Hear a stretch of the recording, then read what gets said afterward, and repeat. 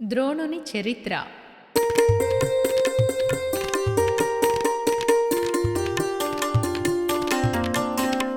ద్రోణాచార్యుడు తన కథయంతయు ఈ విధముగా చెప్పసాగెను. భరద్వాజ ఋషి పుత్రుడనేను, అగ్నివేశుడను గురువుల వద్దను. 4 వేదములు వేదాంగములను ధనుర్వేదమును అభ్యసించితిని. ఆ గురుకులమున పాంచాల దేశ రాజకుమారుడు ద్రుపదుడు కూడను విద్యాభ్యాసము చేయుచుండెను. మేమిద్దరమును ప్రాణ స్నేహమున విద్యలన్నీయు నేర్చుకుంటిమి. ఇద్దరి మైత్రియు అపూర్వమనియు తరచుగా మమ్ముల గురువులు మెచ్చిరి. విద్యాభ్యాసము పూర్తయినప్పుడు తన రాజ్యమునకు ద్రోణుడు పోవుచు నన్ను గాఢముగా కౌగిలించుకొని ఆప్యాయముగా ఇట్లని పలికెను. మన స్నేహమునకు సాటియలేదు, నాకు ఆప్తుడవు నీవే ద్రోణ. ఎంతో కాలము గడిచిపోయిన మన ఈ స్నేహము మరువగలేనిది. నీకే ఆపద వచ్చిన గాని నేనున్నానని మరచిపోవకు. ఇట్లని వెళ్ళిన ద్రుపదుడు రాజై రాజ్యపాలనము చేయుచుండెను. నేను కూడను కృపుని సహోదరి కృపియను వనితను పెండి చేసుకొని గృహస్థ ధర్మము స్వీకరించి తిని. వారసత్వముగ పేదరికమ్మె వెంటనంటి నను విడువకుండెను. పొరుగున పిల్లలు పాలు త్రాగగా నా కుమారుడగు అశ్వత్థామ తనకు పాలను ఇమ్మని ఏడ్చెను. అంతట తల్లియు అశ్వత్థామకు బియ్యపు పిండిని నీటిలో కలిపి ఆవు పాలని తెచ్చి ఇవ్వగా నీటిని పాలని త్రాగిన బిడ్డడు ఆనందముతో గంతులు వేసెను. ఇరుగు పొరుగు ఆ బాలురు నవ్వుచు పేద బ్రాహ్మణుని వెర్రి కుమారుడు ఇంతకన్న మరి ఏమి తెలియును అనుచు బాలుని హేళన చేసిరి. అప్పటిదాకను సేవక పద్ధతి బ్రాహ్మణ ధర్మము కాదని నమ్ముచు పేదరికమ్మును భరించుచుంటిమి. కన్న కొడుకునకు కడుపు నిండగా పాల కోసమొక పాడి ఆవును సంపాదించగా ఆశ చెంది తిని. సభలో ద్రుపదుని సందర్శించుచు బాల్య స్నేహము గుర్తు చేసి తిని. నా మాటలు విని ద్రుపదుండప్పుడు అసహ్యకరమగు చూపులు చూచుచు చీదరించుకొని ఇట్లని పలికెను. మహారాజులకు గర్భదరిద్రుడు మిత్రుడన్నచో ప్రజలు నవ్వరా, చెప్పుటకైనా సిగ్గుగలేదా అనుచు ఎంతగనో అవమానించెను. నేను సిగ్గుతో చితికిపోవుచు ఇల్లు చేరుకుని కృంగిపోయి తిని. భార్గవరాముడు విప్రులందరికి దాన ధర్మములు చేయుచుండెనని నేవిని మహర్షి సన్నిధి చేరితి. అక్కడ కూడను నా దారిద్ర్యము విడిచిపోవక వెనకే వచ్చెను. భార్గవరాముడు నన్ను చూడగనే బ్రాహ్మణోత్తమ సంపద అంతయు ఇంతకు ముందే ఇచ్చి వేసి తిని. దివ్యాస్త్రములే మిగిలిన సంపద తీసుకొందువా అని నన్నడిగెను. దివ్యాస్త్రములే మహాద్రవ్యమని అనుకొని వాటిని స్వీకరించి తిని. ఇప్పుడు నేనీ హస్తినపురమున పావమరిదియగు కృపాచార్యులను చుట్టపు చూపుగా చూడవచ్చి తిని. ద్రోణుడిట్లని పలికిన వెంటనే వెదుకబోయిన తీగ కాళ్ళకే తగిలినట్లుగా మీరిటు వచ్చిరి. ధనుర్వేదమున మీకు సాటియగు పరమాచార్యులు ఎవరూ లేరుగా. మీ శిక్షణలో బాలురందరును మహావీరులై తేజరిల్లెదరు. ఈ కుమారులకు విద్యలు నేర్ప పిలుచు కౌరవ వంశము కుల గురువులుగా మాపురముననే ఉండిపోవలి భీష్ముని కోరిక విన్న ద్రోణుడును సంతోషముతో సమ్మతించెను. రాకుమారులు సహాధ్యాయులుగా నగరవాసులగు బాలురెందరో బ్రాహ్మణ క్షత్రియ వైశ్య శూద్రులను భేదభావనలు కలుగకుండగా ద్రోణుని వద్దనే యుద్ధ విద్యలను ఎంతో శ్రద్ధగా నేర్వసాగిరి. కొంతకాలమటు విద్యాభ్యాసము సాగిన తదుపరి ద్రోణాచార్యుడు ఎంతో ప్రేమగా శిష్యులందరిని చేరబిలుచుకొని ఇట్లని అడిగెను. యుద్ధ విద్యలను నేర్చిన పిమ్మట నాదొక కోరిక మీరు తీర్చవలే. దానికి మీలో ఎవరు సిద్ధమో నాకు ఇప్పుడే తెలియచేయవలే. ద్రోణుని ప్రశ్నను విన్న కుమారులు కార్యభారము ఎంతయుండునో అనడి భయముతో మిన్నకుండిరి. అర్జునుడొక్కడే వెంటనే ఇట్లనే ఆచార్యదేవా ఆజ్ఞాపించుడు. అప్పుడు కాదు ఇప్పుడే చేసేద నీ అనుగ్రహమే కలిగిన వారికి అసాధ్యమంటూ లేనే లేదు.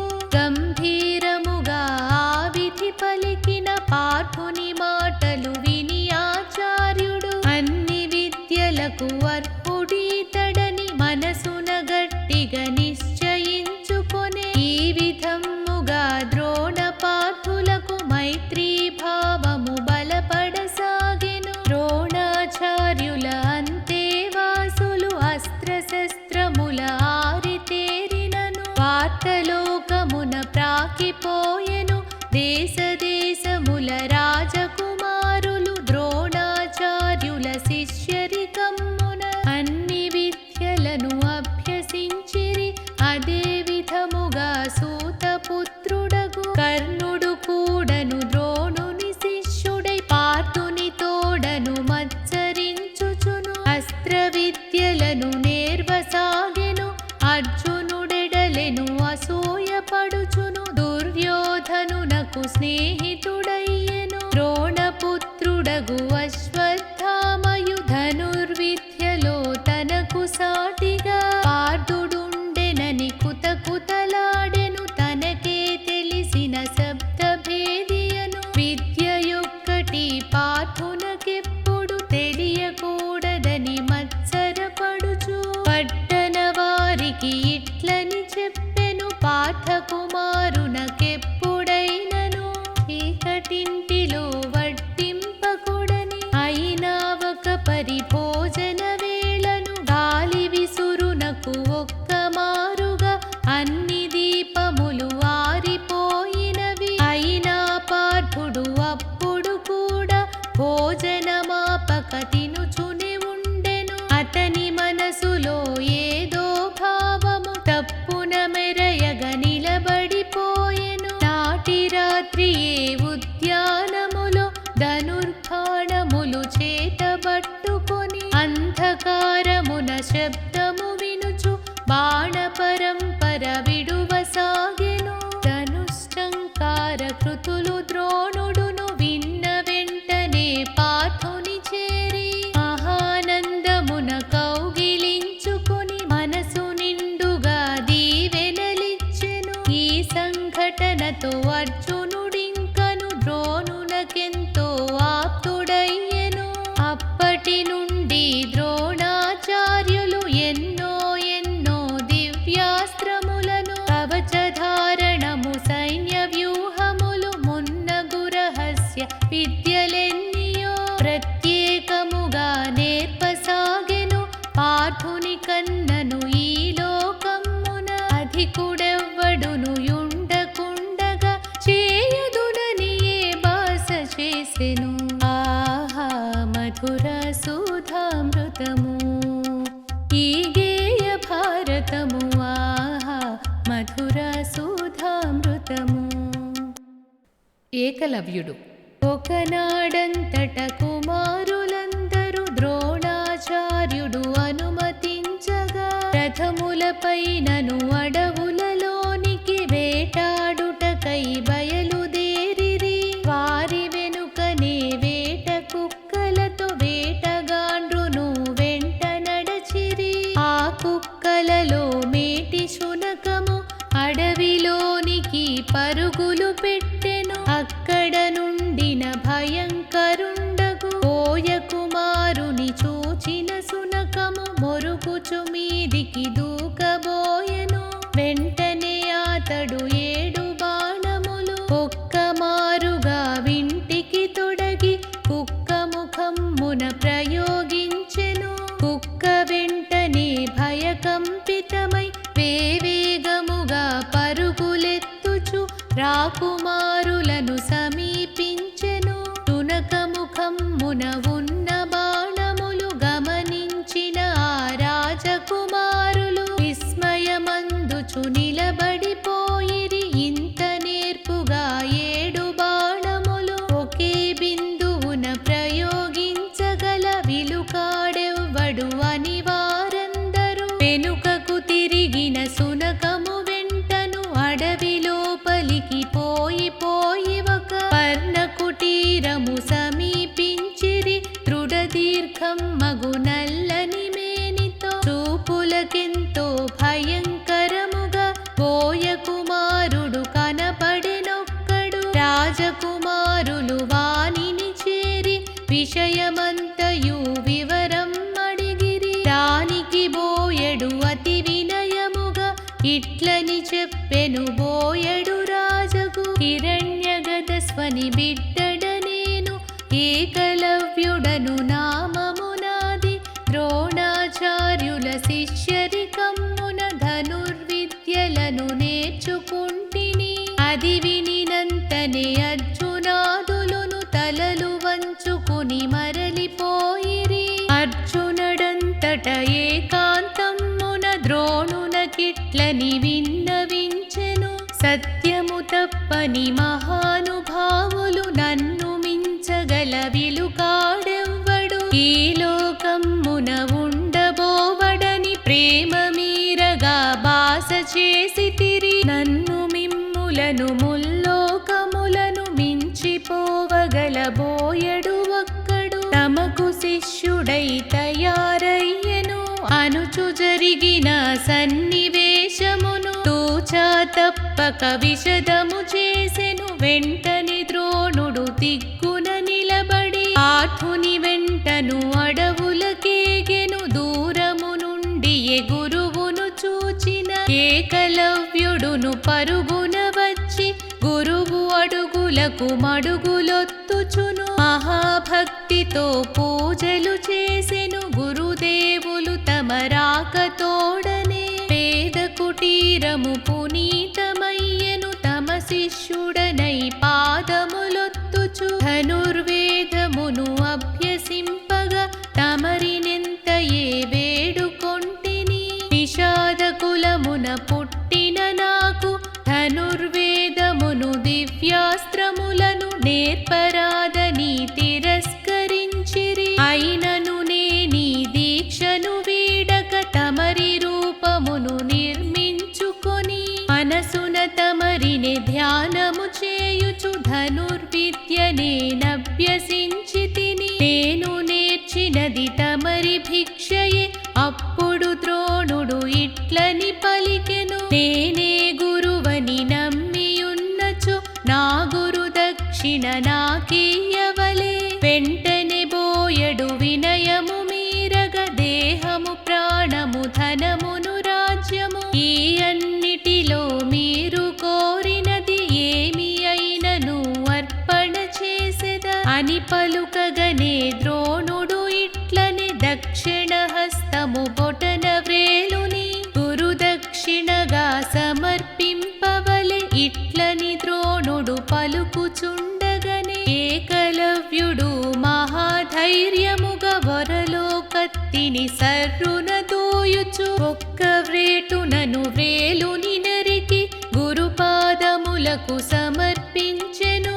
ద్రోణార్జునులును సిగ్గుగా తలలు వంచుకొని నగరికి చేరిరి. ఇట్లీ విధముగా ఏకల శ్రద్ధాదీక్షల ప్రతిరూపముగా ధైర్యవంతుడగు గురు భక్తుడుగా ప్రపంచమందున ప్రసిద్ధిగాంచెను. ఆహా మధుర సుధామృతము ఈ గేయ భారతము, ఆహా మధుర సుధామృతము. లక్ష్యశుద్ధి పరీక్ష. ద్రోణాచార్యుడు కురు పాండవులకు సమదృష్టిగనే విద్యలు నేర్పెను. ఎవరి అర్హతకు తగిన విద్యలను వారికి చక్కగా నేర్పుచుండెను. సూక్ష్మ బుద్ధి గల పాండుకుమారులు ధార్తరాష్ట్రులను మించిపోయిరి. ధనుర్విద్యలో సవ్యసాచియును, మల్లయుద్ధమున భీమసేనుడును, గదాయుద్ధమున దుర్యోధనుడును అందరి మెప్పును పొందుచుండిరి. ఒకనాడంతట ద్రోణాచార్యుడు రాకుమారుల లక్ష్య సిద్ధిని పరీక్షించగా సంకల్పించెను. నల్లని రెక్కలు ఎర్రని కన్నులు కలిగిన చక్కని కృత్రిమ పక్షిని వృక్షాగ్రముపై స్థాపన చేసెను. పక్షిని కొట్టగా వేచియుండవలె ధర్మజుడిట్లే వేచియుండగా వృక్షాగ్రముపై నున్న విహంగము నీవు చక్కగా చూచుచుంటివా అనగ ధర్మజుడు అవునని పలికెను. పక్షికి తోడుగా వృక్షమునంతను నీ సోదరులను చూచుచుంటివా ద్రోణుడిట్లడుగా ధర్మజుడవునని నీ లక్ష్యములో శుద్ధి తప్పినది ప్రక్కనుండుమని ద్రోణుడు పలికెను. ఇదే విధముగా శిష్యులందరినీ ద్రోణాచార్యుడు పరీక్షింపగా అందరూ అట్లే జవాబు చెప్పిరి. చివరకు పార్థుడు చక్కగా నిలబడి వింటను బాణము ఎక్కుపెట్టుకొని పక్షి వైపుకే చూచుచు నిలచెను. ద్రోణుడు వేసిన ప్రశ్నలన్నిటికీ అర్జునుడొక్కటే బదులు చెప్పెను. వృక్షము శేఖలు నా సోదరులును, నాకెవ్వరును కనబడకుండిరి. విహంగ శిరస్సు ఒక్కటి మాత్రము కంటి చూపులో నిలబడియున్నది అనుచు అర్జునుడు పలికిన వెంటనే ఆనందముతో ద్రోణుండిట్లనే వీరవర్యుడవు నీవే పార్థ, నీవు వెంటనే బాణము విడువుము. అర్జునుడంతట బాణము విడచి పక్షి శిరస్సును నేల కూల్చెను. అర్జునుడు ద్రోణుని రక్షించుట. ఒకనాడంతట ద్రోణాచార్యుడు శిష్యులందరిని వెంటబెట్టుకొని స్నాన సంధ్యలను తీర్చుకొనుటకై గంగా నదికి బయలుదేరెను. శిష్యులందరును స్నానము చేసి ఒడ్డున నుండగా ద్రోణుడు నదిలో అర్ఘ్యములిచ్చుచు నిలబడి ఉండెను. ఆ సమయమున మొసలి ఒక్కటి ద్రోణుని పాదము కరచి పట్టుకొని జలములలోనికి ఈడ్వసాగెను. ఆత్మరక్షణము తెలిసియు ద్రోణుడు శిష్యుల ధైర్యము పరీక్ష చేయగా ఓర్పు వహించుచు ఇట్లని అరచెను. మొసలి ఒకటి నా పాదము పట్టెను, మీరు వెంటనే ముందుకు వచ్చి మొసలిని చంపి నను రక్షింపుడు అనుచు ద్రోణుడు ఆక్రోశించెను. నీటి లోపలను దాగియుండిన మొసలిని కొట్టిన ద్రోణుని కాలికి దెబ్బ తగులునని సందేహించుచు కురు పాండవులును నిలబడిపోయిరి. అర్జునుడొక్కడి ధైర్యము చూపుచు 5 బాణములు ఒక్కసారిగా నైపుణ్యముతో ప్రయోగించుచు ముక్క ముక్కలుగా మొసలిని నరికెను. పాఠుడు చూపిన గురు భక్తికిని బాణ ప్రయోగపు నైపుణ్యమునకు ద్రోణుడు ఎంతో సంతోషించెను. తాంగోపాంగము ధనుర్వేదము అభ్యసింపగా అర్హుడతడని మనసున గట్టిగా సంకల్పించెను. కౌరవ పాండవ కుమారులందరూ యుద్ధములు ఖడ్గయుద్ధములు మల్లయుద్ధములు ధనుర్విద్యలను గదాస్వరథములు ఆరోహణములు యుద్ధ వ్యూహముల రహస్యములను ఆకళించుకుని ఆరితేరిరి. ఆహా మధుర సుధామృతము ఈ గేయ భారతము. ఆహా మధుర సుధామృతము.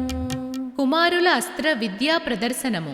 అంతట ద్రోణుడు ఆంబికేయుడును భీష్మాచార్యుని సందర్శించెను. రాజకుమారులు రాజోచితమగు విద్యలన్నిటిని చక్కగా నేర్చిరి. పెద్దలందరును వారి వ్యూహములు చూచి మెచ్చుకొని ప్రోత్సహించగా సంతోషముతో ఇంకా నేర్తురు. ఇట్లని ద్రోణుడు విన్నవించగా ఆంబికేయుడును విదుర భీష్ములును శస్త్రాస్త్రముల ప్రదర్శనమును ఆనందముతో అనుమతించిరి. ధృతరాష్ట్రుండును విదురుని తోడను సుముహూర్తమును నిర్ణయింపమని రంగస్థలమును నిర్ణయింపుమని పౌరులందరిని పిలువనంపుమని ఉత్సాహముతో ఆజ్ఞాపించెను. విదురుని ఆజ్ఞపై రాజసేవకులు సువిశాలం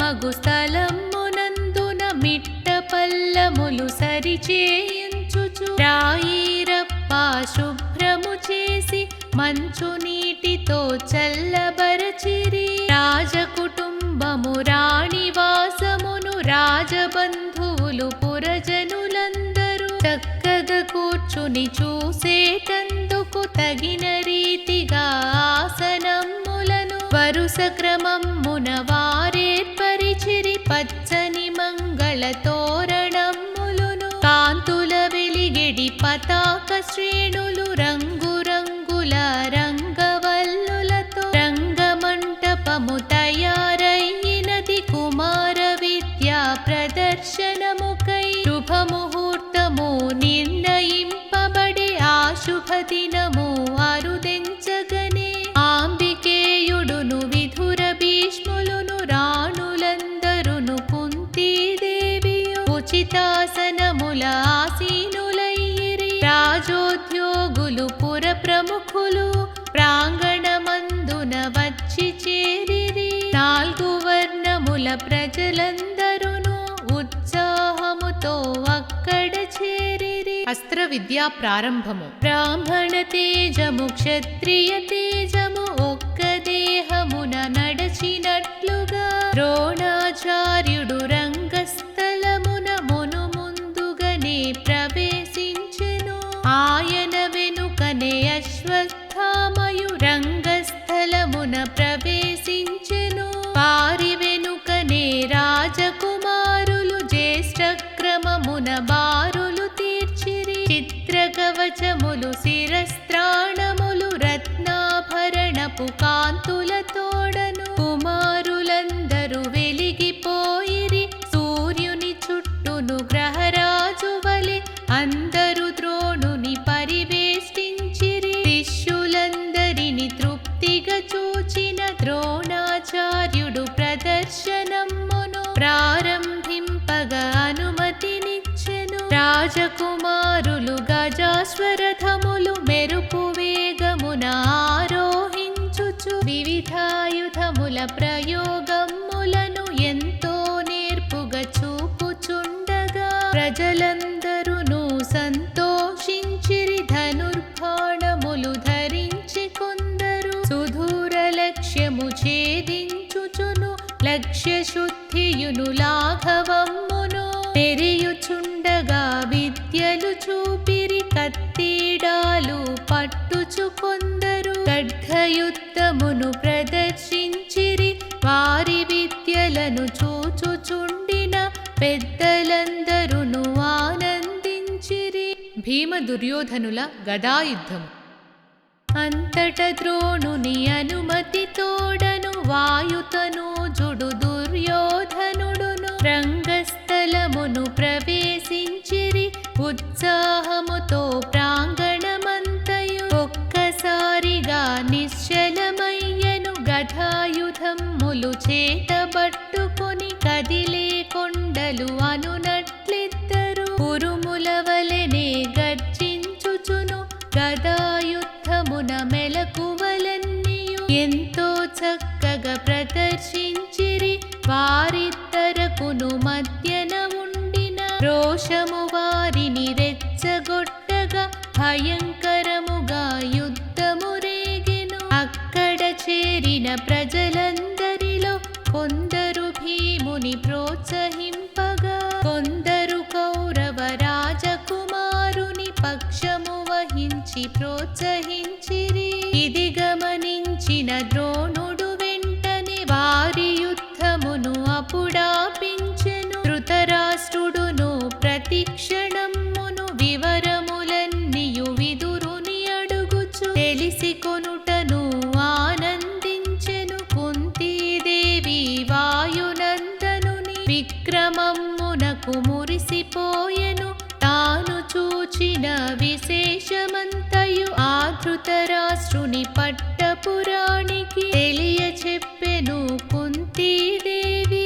అప్పుడు ద్రోణుడు నిలబడి ఇట్లని నా ప్రియ శిష్యులు దుర్యోధనుడును భీమసేనుడును చూపిన విద్యను మీరందరును తిలకించితిరి. అతి ప్రియ శిష్యుడు అర్జునుడిప్పుడు ధనుర్విద్యలో చిత్ర విద్యలను మీ ముందిప్పుడు ప్రదర్శించును. పాఠకుమారుడు ధనుర్ధారి అయి రంగమధ్యమున ప్రవేశించుచు భక్తి మీరగా గురుపాదములకు వందన బాణము ప్రయోగించెను. దానిని చూచిన ప్రేక్షకులందరూ ఉత్సాహముతో కేకలు వేసిరి. అంత సందడికి కారణమేమని ఆంబికేయుడును విదురుని అడిగెను. పాండునందనుడు అర్జునుడిప్పుడు ధనుర్విద్యలను ప్రదర్శించుటకు రంగమధ్యమున ప్రవేశించెను. ఇట్లని విదురుడు రంగమునందున జరుగుచుండిన సన్నివేశములు ప్రతి అక్షరమును వదలకుండగని ఆంబికేయునకు చెప్పసాగెను. చిత్రములెన్నో ప్రదర్శించెను. ఒక్కమారుగా 10 బాణములను వింటను తొడిగి ప్రయోగించెను. బాణము వెనుకను బాణము గుచ్చి బాణము త్రాటిని తయారు చేసెను. 7 బాణములు ఒక్కసారిగా ఏక బిందువున ప్రయోగించెను. మింటను ఎగిరెడి 3 పక్షులను ఒక్కమారుగా కూల్చెనేలకును. అర్జునుడంతట దివ్యాస్త్రములతో అద్భుతములను చేయసాగెను. ఆగ్నేయాస్త్రము ప్రయోగించుచు అగ్నిజ్వాలలు ప్రజ్వలించెను. మరుక్షణములో వారుణాస్త్రమున వర్షధారలను కురియజేయుచు అగ్నిజ్వాలలను ఆర్పివేసెను. పర్జన్యాస్త్రము ప్రయోగించగా కారుమబ్బులే క్రమ్ముకొన్నవి. జనులందరును నివ్వెరపోవగా వాయువ్యాస్త్రను ప్రయోగముతో ప్రచండ వాయువు సృష్టించుచును కారుమబ్బులను చెదరగొట్టెను. పర్వతాస్త్రమున పర్వతములను పుట్టించుచును. వజ్రాస్త్రమున వాటినన్నిటిని పొడి పొడి చేసెను. అదృశాస్త్రమున అదృశ్యుడగుచు మరల అతడును ప్రత్యక్షమయ్యెను. ఇన్ని వింతలను చూచిన సభ్యులు బలిరే అర్జున బలిరే అనుచును హర్షధ్వానములు మిన్నంటినవి. అదేమి గొప్ప ఇవి చూడండి అన్న రీతిగా అర్జునుడప్పుడు దివ్యాస్త్రములను ప్రయోగించుచు ఎన్నో ఎన్నో రూపములతో ఆకాశమున కనపడసాగెను. స్థూలాస్త్రమున మహాకాయుడై సూక్ష్మాస్త్రమున సూక్ష్మరూపుడై అద్భుతములను చేసి చూపెను. మంత్రబాణముల ప్రయోగముతో క్రూర మృగముల సృష్టి చేయుచు శరవర్షముతో వాటిని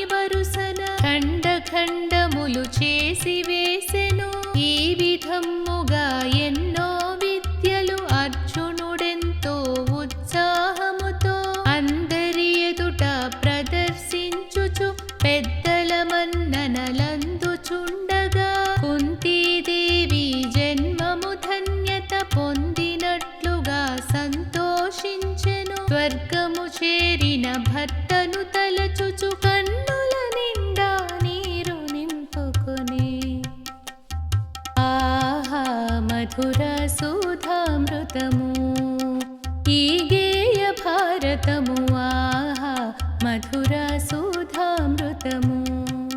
కర్ణుని రంగప్రవేశము. పార్థుని నందరు మెచ్చుచుండగా రంగస్థలమున ద్వారము చెంతను భయంకరముగ శబ్దము వినబడే సభ్యులెల్లరూ ఆదరి చూడగా బాలభాస్కరుని తేజము తోడను కర్ణుడు నిలచెను ద్వార మధ్యమున మేఘఘోషవలె భుజములు చరచుచు సగర్వముగా కర్ణుడు నిలువగా కౌరవ సోదర హృదయములలో నవ్యోత్సాహము పొంగి పొరలగా పంచపాండవుల హృదయములలో కలవరమేదో కలచివేసెను. వచ్చిన కర్ణుడు అలవోకగని గురువర్యులకు నమస్కరించెను అధిక్షేపముగా పార్థుని వంకను చూచి ఇట్లనెను ఆగుము పార్థ నీవొక్కడివే కాదు వీరుడవు మేము కూడా ఈ విద్యలన్నిటినీ అలవోకగనే నేర్చిన వారము గురువుల అనుమతి లభించినంతనే విద్యలన్నిటిని ప్రదర్శించెదను కర్ణుడు ఇట్లని గర్వము మీరగా పలికిన పలుకులు విన్న అందరును వింతగా కర్ణును చూచుచుండిరి. పార్థుడు కూడా విస్మయమందుచు కర్ణుని చూచుచు నిలబడిపోయెను. పాండుపుత్రులకు శత్రువు కర్ణుడు తమకు మిత్రుడని ధార్తరాష్ట్రులును మనసున ఎంతో సంతోషించిరి. గురువుల అనుమతి పొందిన కర్ణుడు పార్థుడు చూపిన అద్భుత విద్యలు అవలీలగనే చేసి చూపెను. వానిని చూచిన సభ్యులందరును కర్ణుని ఎంతో ప్రశంసించుచు దుర్యోధనుడును ముందుకు నడచి కర్ణుని ప్రేమగా కౌగిలించుకొని నీ నైపుణ్యము అపూర్వమైనది నీ సరి వీరును ఈ లోకమున నేనే నాడును చూచి ఎరుగను. ఇప్పటి నుండియు ప్రాణ సఖుడవై నీకు ఇష్టమగు పద్ధతితోనే మమ్మందరినీ నడిపింపమని నిన్ను ప్రేమతో వేడుచుంటిమి అనుచు ప్రేమగా చేతులు కలిపెను దుర్యోధనుని ప్రియవాక్కులకు.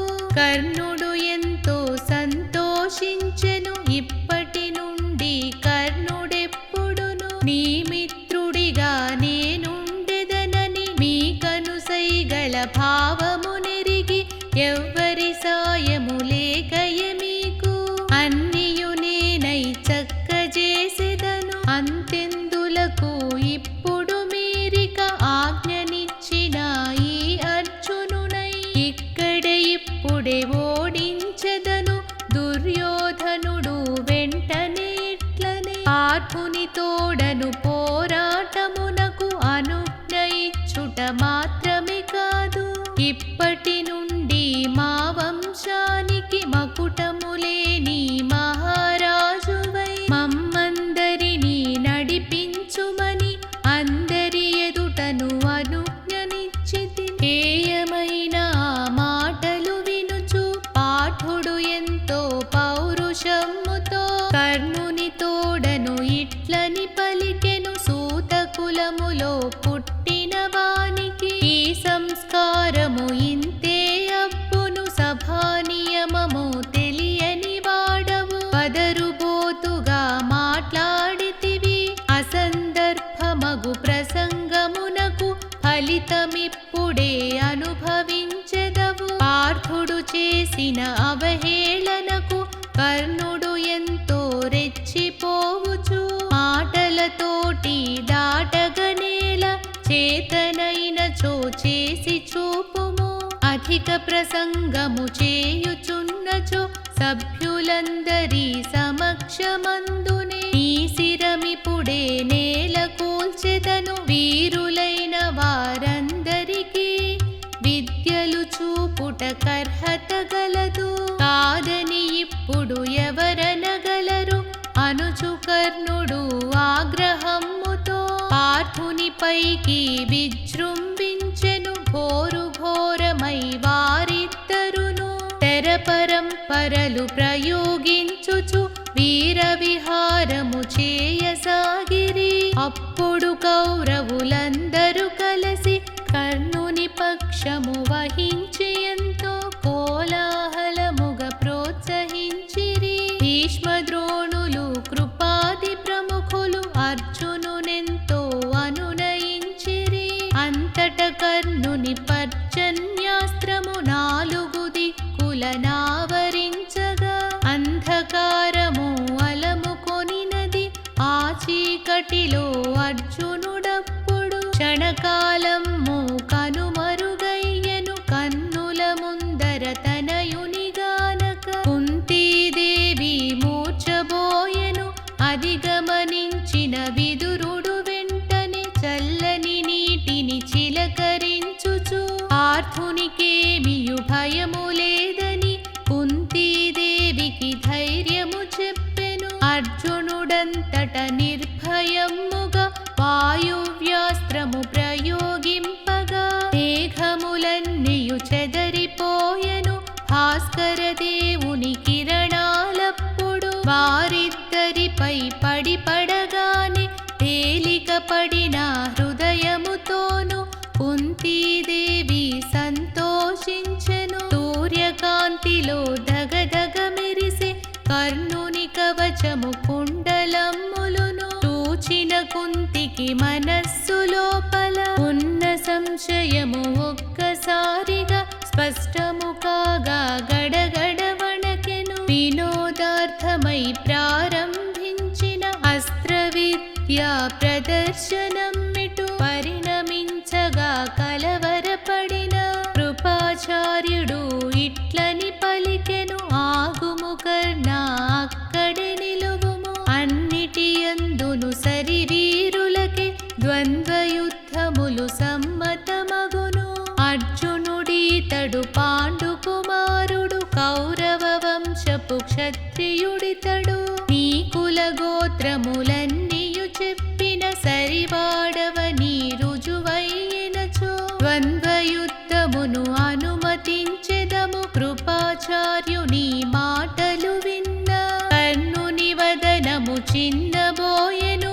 సూతకులమ్మని చెప్పలేకను తల్లిదండ్రుల పేర్లు కూడా చెప్పుటకెంతో సిగ్గు చెందుచు నిస్తేజముగా నిలబడిపోయెను. దుర్యోధనుడును ముందుకు వచ్చి పార్థుని తోడను పోరు సలుపుటకు క్షత్రియుడగుటే అర్హతయగునా.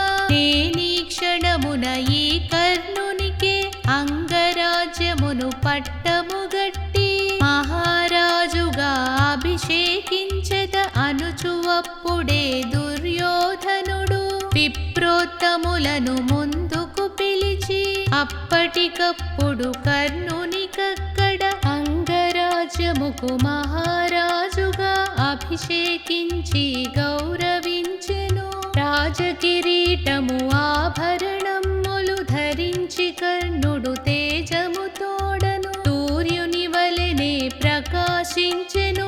అంతట కర్ణుడు వినయము తోడను సుయోధనునితో ఇట్లని పలికెను. పూర్వజన్మమున చేసిన పుణ్యము నీ రూపములో నాకు ఫలించెను. హీన జన్ముడను అసహ్యమైన నిందను నాకు తొలగించితివి.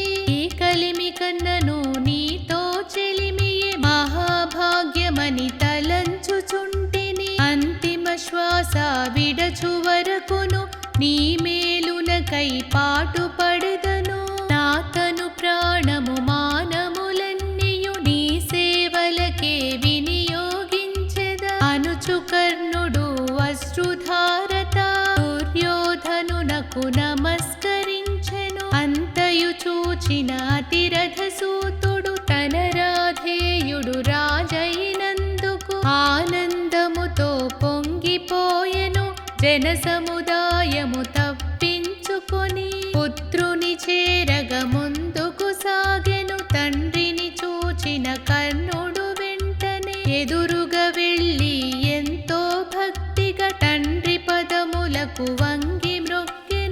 పెంచిన తండ్రి ప్రేమగ కర్ణుని కౌగిలించుకొని ఆశీర్వదించు. దీనిని చూచిన భీముడు వెంటనే కర్ణుని ఇట్లని పరిహసించెను.